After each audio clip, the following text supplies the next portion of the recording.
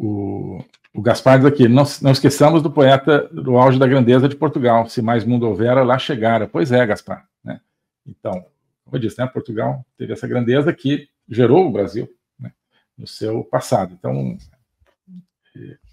uma pessoa falando ali do passado de Portugal, está falando também do Brasil, né, desse Brasil que foi um sonho de Portugal, foi fruto de um sonho de Portugal. E então, pois é, então, isso é Camões, né? Camões está descrevendo como os portugueses conseguiram chegar no mundo todo, né? E então o mundo é concebido naquele momento, século XVI, como composto de 4 partes. Então a gente pode ver dessa maneira: a Europa, onde já estava Portugal, né? A África, onde Portugal chegou e, né, se estabeleceu ao longo de toda a costa africana, praticamente. A Ásia, outra parte. Portugal também chegou na Índia, o primeiro país ocidental, os primeiros navegadores ocidentais a chegarem a praticamente qualquer lugar no mundo. Foram chegando ali, né, toda a costa sudeste da Ásia, China e até chegar no Japão, né, nesse período de sua imensa grandeza, a partir de uma base tão humilde, né, tão restrita. Né. Portugal, acho que é um dos exemplos mais impressionantes de um contraste entre, digamos assim, para usar uma linguagem tecnológica, né, entre o input e o output, né, entre a base e o resultado. Né. Então, é um país pequeno, mas com o quê?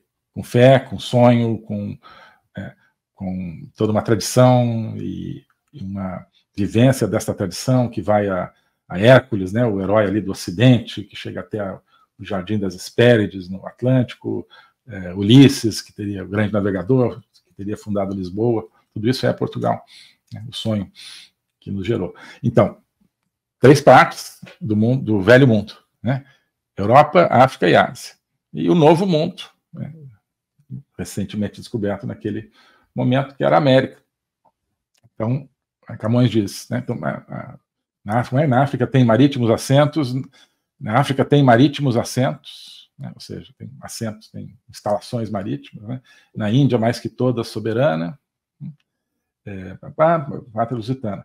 Na 4ª parte nova, os campos Ara, e se mais mundo houvera, lá chegara. Então, na 4ª parte nova, o quê? O Brasil, a América. Os campos Ara, o Brasil já era conhecido pela agricultura. E se mais mundo houvera, lá chegara. Isso é extraordinário, né? Bom, o Gaspar pergunta, será que Nossa Senhora de Fátima consegue proteger um gênio que, estando num avião com uma turbina atingida por um pássaro, os pilotos estando tensos, tentando estabilizar a situação, entra na cabine e dá o maior grosseiro, faz a maior grosseria nos pilotos? Então, enfim, protege todo mundo que tem a fé nela, né? Então, e o sol nasce para justos e injustos, na verdade. Mas também sabe-se lá quais são os desígnios de Deus, né? Essas pessoas aí que estavam a bordo desse avião, eu só peço para que se arrependam dos seus eventuais pecados, assim como todos nós os temos, né? Mas o fato de nós os termos também não significa que nós não devamos combater os deles, porque os deles são de modo a destruir nações, a destruir, né, igrejas, né? Você veja que todo esse globalismo... Hoje eu vi a notícia de um incêndio que destruiu uma das igrejas mais antigas do Chile, uma das igrejas mais antigas, não sei se das Américas, mas do Chile. A igreja lá botaram fogo, né? Como tem acontecido de maneira muito mais intensa, eu acho, do que antigamente. Realmente há um incêndio aqui, outro ali, agora tem todo dia a igreja pegando fogo na Europa, no Canadá, dezenas de igrejas sendo incendiadas, agora na América do Sul também, né? Então, pecado da hipocrisia, pessoas que, né, trabalham o dia inteiro contra tudo aquilo que a fé católica representa e vão lá e seguram, né, uma imagem da Virgem, né? Mas, de repente, né, como é que a gente pode saber o que está no coração das pessoas? Vai ver que se arrependeu, quem sabe. Então, a gente só cabe rezar, e Jesus diz isso, né? Ele chega para o pessoal e fala assim, olha, vocês já devem ter ouvido assim que é para amar os amigos e odiar os inimigos, né? Mas eu vou dizer para vocês, vocês têm que amar os inimigos também, porque amar os amigos é fácil, mas tem que amar os inimigos também. E os caras, mas como é que é? Pois é, né? É por aí, né? O cristianismo é um desafio permanente, né? A nós mesmos. Então, essa ideia de amar os inimigos é talvez das mais difíceis que a gente tem, que a gente enfrenta. Mas esse amar significa também trabalhar por aquilo em que a gente acredita. Tá? Adriano Papa. Quem envenenou a democracia? Resposta: as universidades. É um ótimo resumo aqui do Adriano. Eu acabei não respondendo quem envenenou a democracia, mas, quer dizer, indiquei no final, que foi essa visão gramsciana do marxismo entrando na política e em toda a superestrutura, como eles chamavam, que inclui também a cultura. Então, o marxismo cultural e o marxismo, esse marxismo que vai ocupando o poder através do centrão e dos vários centrões do mundo, isso tudo tem uma base gramsciana. Não só o marxismo cultural, mas esse marxismo político, digamos assim, esse marxismo da velha política. E isso é quem envenenou a democracia. Certamente. Agora, diretamente, você pode dizer isso, as universidades, porque as pessoas, né, recebem suas ideias ali, né, as elites políticas, e reproduzem. Então, se as universidades estão como estão, desde os anos 80 no Brasil, tomadas pelo marxismo, é óbvio que algum efeito isso terá. Algum efeito isso terá. Então, isso tem a ver com a dominação do discurso, né, do discurso. Deixa eu só citar aqui um artigo da Chantal Mouffe, que tem um outro ponto também, que é interessante, que eu estava aguardando para discutir com o pessoal no curso, mas vou adiantar para vocês todos aqui. Então, a Chantal Mouffe, ela diz o seguinte: inspirando-nos, eu estou trazendo diretamente aqui, um texto em francês, inspirando-nos no pós-estruturalismo de Antônio Gramsci, nós nos propusemos um enfoque diferente, né? Não o enfoque do marxismo tradicional. Qual? Um enfoque centrado na noção do social como um espaço discursivo, né? E colocando, e apresentando, e postulando o papel maior exercido pelo momento político na estruturação da sociedade. Então, a sociedade construída não a partir da economia, mas a partir da política, portanto, onde o controle da classe política é determinante, e não mais o controle sobre a classe trabalhadora. Isso é um aspecto. Mas esse aspecto do discurso, né, do discurso.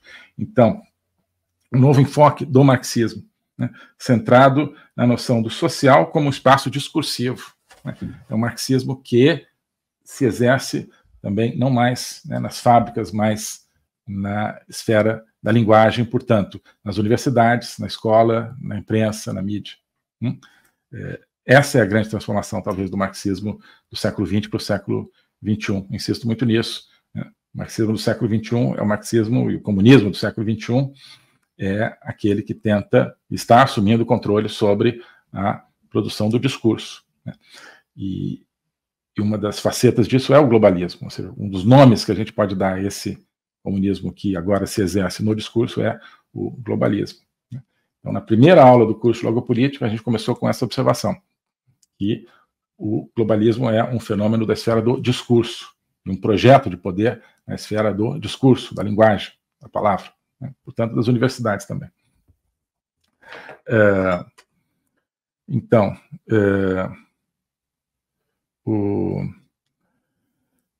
aqui Eu Sei Mentir Sozinho está dizendo o seguinte: 3 anos de ditadura de Deodoro, 2 anos de ditadura de Floriano, né? Isso lá no começo, 11 anos de ditadura Vargas, 21 anos de ditadura militar, e agora quase 2 anos de ditadura do PT, STF. Né?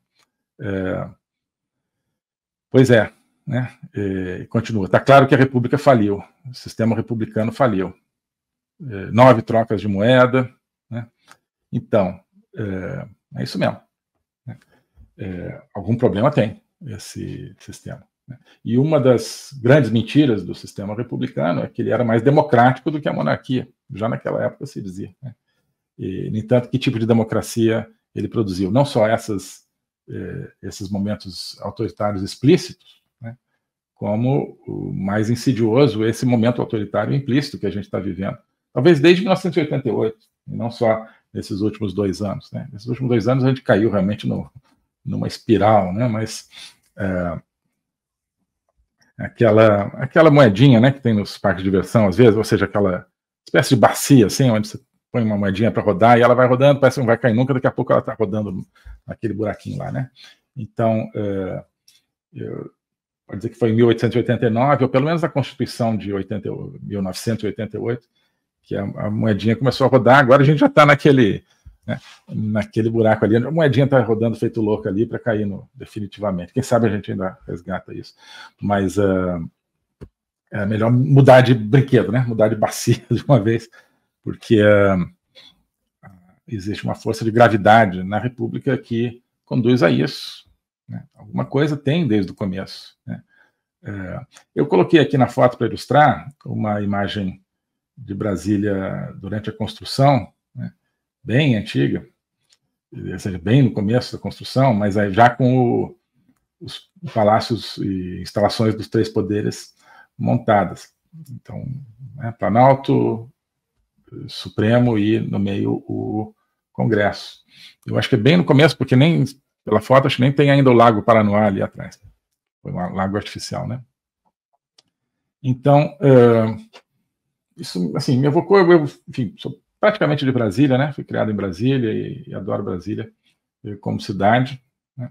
Agora, então, evocou várias coisas, né? Por um lado, a nostalgia, né, daquilo que podia ter sido o Brasil, né, naquele momento, de um sonho de grandeza que foi Brasília, em parte. Por outro lado, será que ali também começou um envenenamento? Não por causa da construção de Brasília, mas justamente, quer dizer, não por causa de Brasília, mas por causa do processo econômico e, digamos, de concentração de poder econômico que isso marcou. Né? As construtoras, né? As licitações, tudo isso que a gente está vendo aí. Não é que começa com Brasília, mas precisaria ser melhor estudado. Né? Até hoje isso é estudado muito por uma ótica desenvolvimentista, então, tinha mais que construir Brasília mesmo, e tanto o aspecto inflacionário da construção de Brasília quanto o aspecto do estímulo à corrupção são ignorados. Mas estão ali, né, naquela foto, assim, de maneira nua, os 3 poderes. Né? É um projeto, né? Um projeto que, para onde foi? Né? Veio até aqui, até esse momento em que você tem um Supremo que diz, não, nós vamos monitorar os parlamentares que querem votar contra nós, porque nós somos um time. Então, como é que a gente veio parar aqui? Mas, enfim, então, onde é que entrou esse veneno? 1889, 1988, 2022, né? Vários momentos, né? Venenos que se superpuseram aí. Alô, pessoal. Se você ainda não conhece a Academia Folha Política, eu acho que está na hora de conhecer.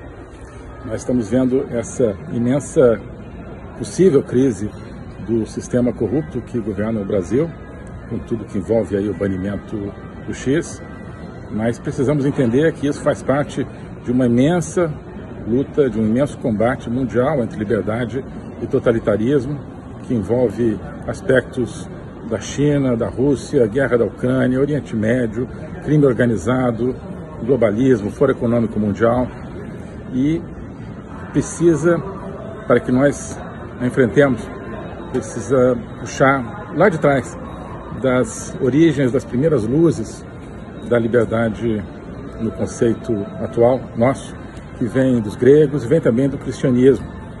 Nós propomos tudo isso dentro da Academia Folha Política. Exame das atualidades, mas com uma explicação, uma inserção dessas atualidades do desafio da liberdade hoje no Brasil, no mundo, dentro de toda a história, que é uma história fascinante, ao mesmo tempo é um drama do pensamento ocidental, que não é um pensamento abstrato, é um pensamento da consecução da liberdade. Tudo isso nós vemos na Academia Folha Política, mas também vemos os temas da história, Brasil, mundo, Revolução Francesa, por exemplo, estamos vendo agora, como espelho e ilustração para aquilo que nós precisamos entender hoje na nossa realidade no Brasil, no mundo. Então eu queria deixar um convite para você conhecer a Academia Folha Política, onde nós fazemos uma jornada por todo esse espectro, onde nós aprofundamos nosso conhecimento, nossa reflexão, onde nós desenvolvemos, cada um de nós, nosso próprio caminho de atuação diante dessa realidade. A Academia Folha Política você pode assinar por apenas R$40 por mês, na mensalidade, ou por R$420 a anuidade. As duas opções te dão acesso a todo o material que já está lá, centenas de horas de aulas, de lives, e 2 programas novos a cada semana, Agenda 2030 e o curso de Logopolítica, tá certo? Além de outros materiais que já estão lá e outros que irão sendo inseridos. Então, R$40 por mês ou R$420 por ano te dão acesso a todo esse material. Se interessar, e eu acho que tem tudo a ver com o nosso momento, é só clicar aqui no link, na descrição, para fazer parte desse projeto. Um abraço. Oi, pessoal. Hoje eu queria convidar você, cada um de vocês, para fazer parte de um projeto, que é a Academia Folha Política. A Academia Folha Política é mais do que um curso, simplesmente. Ali dentro tem o meu curso de Logopolítica, agora também o curso sobre juristocracia, totalitarismo e resistência política. Tem outras iniciativas, como a Agenda 2030, de comentário de atualidades, tem vários vídeos, mas isso tudo cria um espaço. Não é apenas uma coleção de produtos individuais. Isso é um espaço de reflexão, um espaço de conexão entre as pessoas e, sobretudo, um espaço de autoconhecimento. Ali a gente está construindo um caminho, uma viagem para que cada um se conheça melhor a si mesmo, isso é a base de tudo, também para que nós, como brasileiros, conheçamos melhor o nosso país, nós conheçamos melhor o tempo que nós vivemos no nosso mundo, que nós conheçamos melhor também a nossa civilização, a civilização ocidental. Isso tudo cria uma atmosfera de conhecimento. E o conhecimento é que conduz à liberdade, que conduz à libertação. Então, esse é o convite que eu queria fazer. Conhecer todo esse ambiente de uma construção conjunta. Passando a ser membro da Academia Folha Política, você não está adquirindo, portanto, um produto pronto, definido e acabado, como um curso definitivo. Não. É um processo do qual você vai participar. Um processo no qual você vai criar o seu próprio conhecimento. Tá bom? Então aqui tem a descrição, tem o link para ingressar na academia, tem a opção anual, a opção mensal, e eu tenho certeza que quem entrar vai se entusiasmar com esse projeto, vai se entusiasmar com essa construção. Tá bom? Abraço.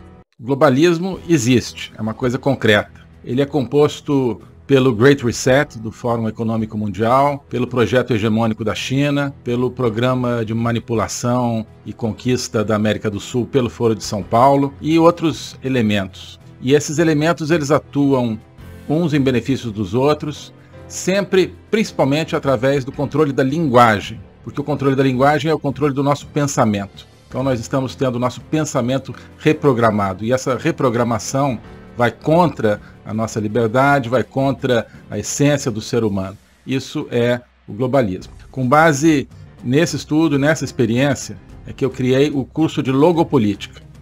Toda semana eu dou aulas sobre geopolítica, literatura, filosofia, cultura de um modo geral, tudo isso em conjunto formando um espaço de conhecimento que eu denomino a logopolítica, para nós não apenas entendermos a ameaça do globalismo, mas podermos nos contrapor a ela. Se você quiser entrar nesse projeto de conhecer o globalismo e enfrentar o globalismo, clique aqui